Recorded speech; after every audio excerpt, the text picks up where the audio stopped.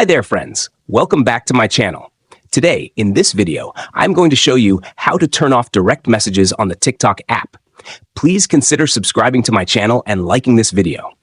Let's get started, guys. Step 1. First, open the TikTok app and find the home screen menu. Step 2. Next, tap on your profile picture at the right side of the screen corner. Step 3. Now, tap on the 3 lines option at the top right of the screen. Step 4. Next, locate the Settings and Privacy option at the bottom of the screen and tap on it.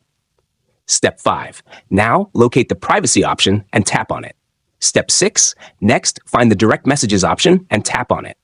Step 7. Now, tap on Allow Direct Messages from the option at the top of the screen. Step 8. Next, under Who Can Send You Messages, you will see 4 options: Everyone, Suggested Friends, Friends, or No One. Final step. For the last and most important step, tap on No One to select it. And now, direct messages are turned off on your TikTok account instantly. If you found this tutorial helpful, don't forget to like this video and subscribe to my channel. Thanks for watching, and see you next time.